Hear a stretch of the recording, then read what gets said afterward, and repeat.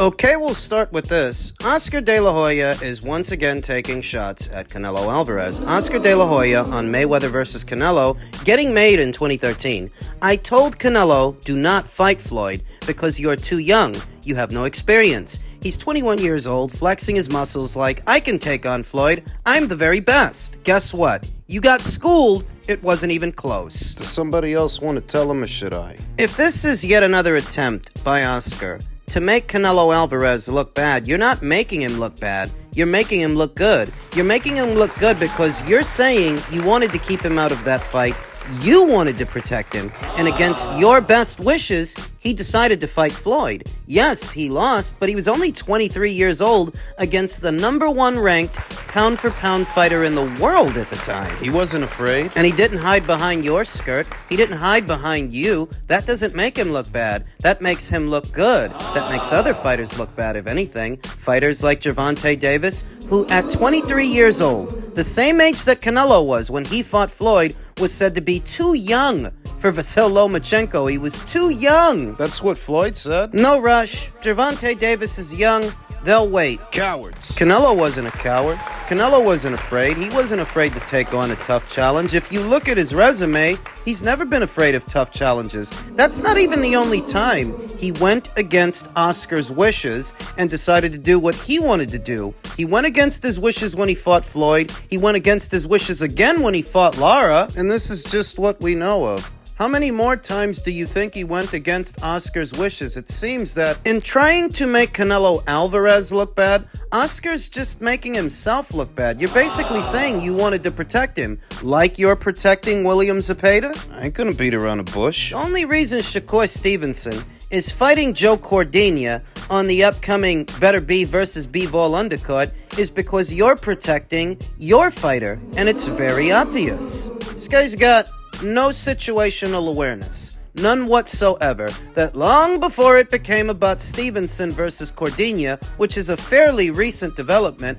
there were talks. There were talks for Shakur to fight your fighter. You threw the monkey wrench in that. Everybody can see it. It's obvious. And never mind that you're trying to lambast Canelo for losing to a fighter that you lost to. I mean, if you had beaten Floyd Mayweather, I could see, but you lost to the same guy that he did. So what the hell are you gloating about? That Floyd beat him? Floyd beat you too. Did you forget during one of your drug-induced hallucinations? No situational awareness. He's so jilted. He's so bitter that Canelo Alvarez decided to leave. He's been moaning about it for years now. I mean, don't you think it's time you let it go? Let's be honest. The real reason you're so mad at Canelo Alvarez is because when he left, that kind of crippled Golden Boy for a while. They've been slugging along, doing as best as they can, but their moneymaker, their golden goose, was Canelo Alvarez, and you took it personal that he left when you should really be looking in the mirror, asking yourself why he left. I think Oscar is a bit of a sociopath. You didn't get along with Canelo Alvarez to the point where he left you. Currently, you don't get along with Ryan either. Did everybody forget that he doesn't have a great working relationship with Ryan either? That's his new golden goose. How long do you think it will be before Ryan Garcia follows in Canelo Alvarez's footsteps and leaves Golden Boy Promotions? How long? And when he does, are you going to badger him and pester him the way you pester Canelo Alvarez, constantly bringing him up? It's been 4 going on 5 years since he left. Do you think that you appear like anything other than a jilted ex when you do this? Having been doing this for 4 going on 5 years. Fighters leave promotional outfits all the time. Fighters leave Top Rank. Fighters leave Matchroom. But you don't see Bob or Eddie belly aching and complaining about it. When Sonny Edwards left Queensbury for Matchroom and when Billy Joe Saunders did the same thing, did you see Frank Warren taking shots at them the way Oscar takes shots at Canelo? When Edgar Berlanga left Top Rank, did you see Bob losing any sleep over it? Lawrence Okoli and Joshua Buatsi left Matchroom for Boxer well over a year ago, and you don't see Eddie harping about it. You don't see him harping about Chantel Cameron going over to Queensbury. Fighters leave promotional outfits all the time. It happens. The only one having a toddler's temper tantrum about it is Oscar. Now, He did have a lot more riding on Canelo than those promoters had on those fighters, though all the same, it's been long enough. You sound stupid. You lost to Floyd. You did too, you fucking moron. Did you forget? Are you high? Is a pig's pussy pink? This is Oscar we're talking about. Of course he's high. He's high as a kite. What else do you think he comes up with this stuff? He treats his nose, flies off the handle, starts saying whatever comes to mind, no matter how stupid or nonsensical it is. Just in keeping with the theme of all things Canelo Alvarez, a recent quote where Canelo said, "If I go up to 175, I want the rematch with Bivol, and then we'll see." He said this via pay-per-view.com. So for all of the belly aching about who Canelo Alvarez is fighting, he's fighting Edgar Berlanga.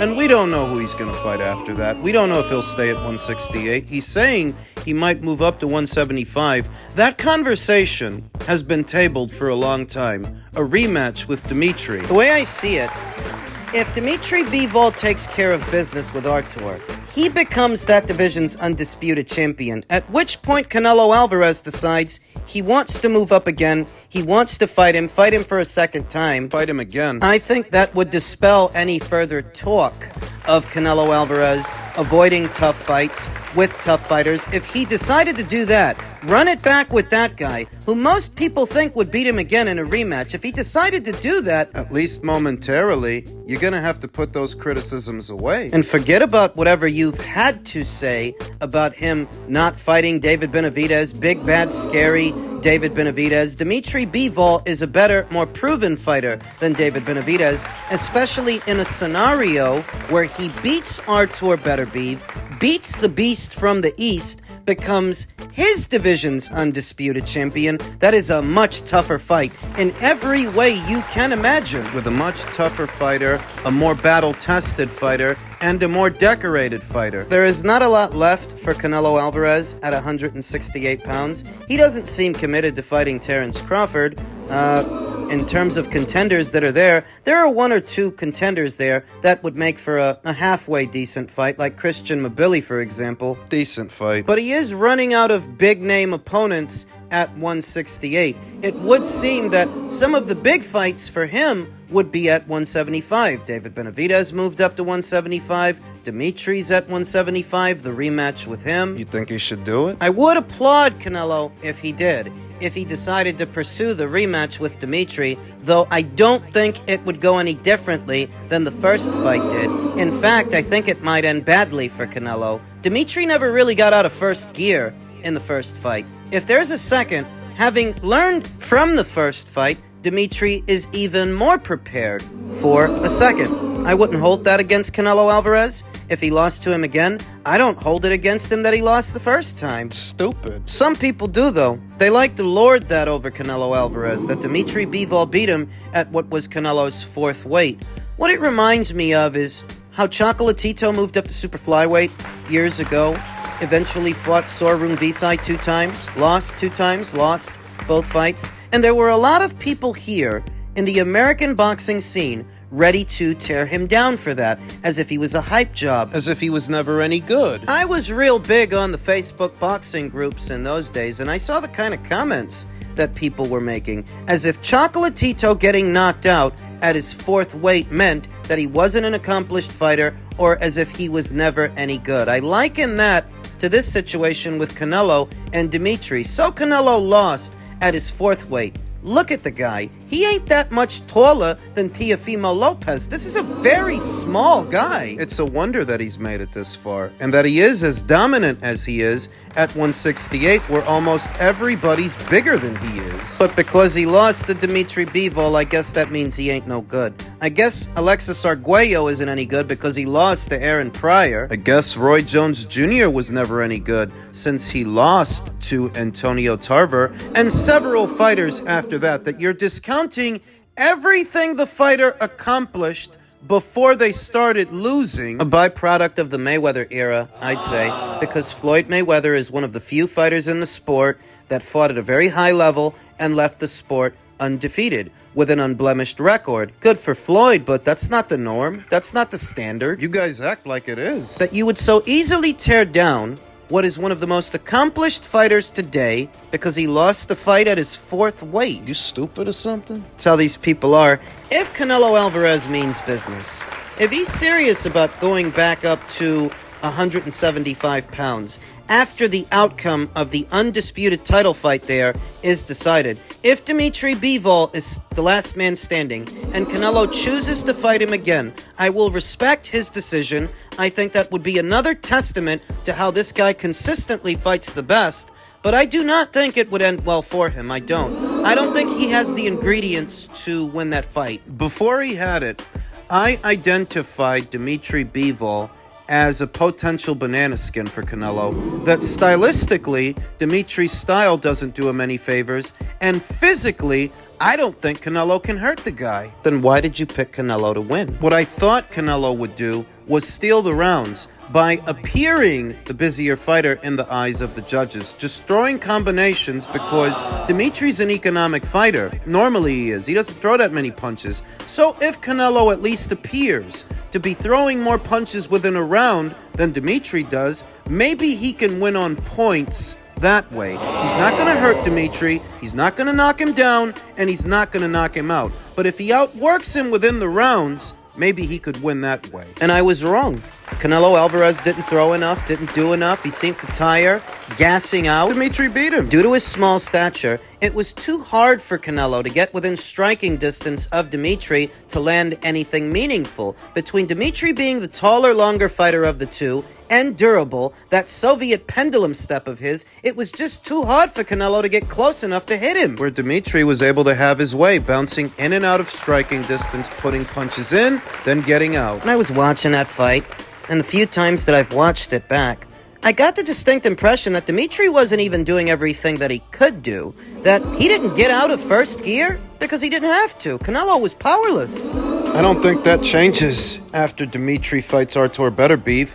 least of all if he wins. I mean, if he proves durable enough to not get stopped by the guy that's been stopping everybody they put in front of him, if he beats Artur, he likely beats Canelo again. Weiss. Canelo doesn't have the frame to campaign as a light heavyweight. He just doesn't have it. It's too much of a strain on him. Probably why he gassed out. The added weight. He hit his ceiling. I don't think there's any shame in that. But if he's stubborn and ballsy enough that he wants to go back there and he wants to fight Dimitri, I applaud him. I just don't think it ends well for him. I think he loses again. I haven't fought David Benavidez, so I can't really say that. But he might have the experience edge over him. He fought way more fights. He fought better opponents. So, he might have the experience and the mental toughness, how you could say, over Morrell. I feel like the best thing would be me versus David Benavidez as the main event and Morrell versus Grosdick as the co-main, because they both fought the two guys, and just see how they both do against the other guys, about me and the Grosdick, but different fighters, and then that could be like a build-up to their big fight. Have them fight the guys that they fought and just see how they do. Revisiting Kaladjic's suggestion that to build up a fight between them, David Morrell should fight Alexander Vajdik, and David Benavidez should fight Kaladjic. Not a bad suggestion. My previous video centered around whether or not that would actually happen. Here we'll talk about if it did, if they made it. I think David Morrell would struggle with the size, durability, and boxing acumen of Alexander Vajdik. I'll go as far as saying that even though I think David Morrell stands a good chance of beating David Benavidez, he stands a good chance of losing to Vajdik. What? I saw how he looked with Radavalle, a very finicky, fussy fighter with a pesky style and a pesky jab, likes to move around. In Vajdik, he would be facing that same challenge with a better grade of fighter. Same challenges, same struggles, and David ain't got but what, 11 to 12 fights? The outcome of a fight is not determined on who you identify with the most or who you like the most, who has a sparkling personality. It's based on the styles. And based on the styles, I actually think David Morrell would struggle with Vajdik. I do. David Benavidez versus Kaladjic. Another interesting suggestion, and once again, this may sound odd, but I think David Benavidez would do a better job against Kaladjic than David Morrell did, even though I think David Morrell might beat David Benavidez. What? I think David Benavidez has the right base style for a pesky mover, pesky jabber, who's not necessarily big on power, wants to move, wants to punch, wants to box. What? That same fussy approach, David Benavidez has seen it before. He saw it in Caleb Plant. He saw it in Demetrius Andre. Just be a bigger version of it with Kaladjic. He might look better against Kaladjic than David Morrell did. Why? Combination punching. David Benavidez is more prolific within a round with his punches and combinations than David Morrell. David Morrell is trying to get off one or two big punches. I think he's a stronger puncher than David Benavidez, by the way. I think punch for punch, David Morrell punches harder. The difference is that David Benavidez throws more punches, 3 and 4 punches, 4 and 5 punches. So even if the first 3 don't get in, the last 2 might. Being persistent against a pesky jabber and a mover like Kaladjic, well, that's their kryptonite. So where a David Morrell is going to use the jab to bring over the backhand, the good old 1-2, maybe the 2 gets in, maybe it doesn't. Maybe Kaladjic slips it, rolls it, blocks it. With Benavidez, there would be more coming at him in sequence. 2, 3 punches, 4, 5 punches, and some of them are going to get in because he's throwing more of them. So even if he's not as big a puncher as David Morrell, he may pile on more damage because he's throwing more. Okay, so then why do you think David Morrell would beat David Benavidez? Different fight with a different fighter. David Benavidez is no defensive wizard. There are going to be openings there for David Morrell to put punches in, and they'll be hard punches. He's got power. Where Kaladjic was able to take something off of David Morrell's power shots by moving around and being defensive, David Benavidez is anything but. He's going to march forward. He's going to be there for those power shots, where Kaladjic was not. Boxing math is funny like that. Sometimes that's how it happens. How Jermaine Taylor was able to beat Bernard Hopkins, Bernard was able to beat Kelly Pavlik, Kelly Pavlik was able to beat Jermaine. Boxing math is funny like that. Sometimes it is. I don't know if they're going to actually do this. After all, it's just Radavalle making this suggestion. We don't know if behind the scenes they're working on this. They might not. They might not be. But if they made these fights, that's how I think they would play out. I think David Morrell would struggle with Vajdic, and I think David Benavidez would actually do pretty good against Kaladjic, as strange as that might sound. You guys know I ain't no David Benavidez fan, but I actually think he would do all right against that guy.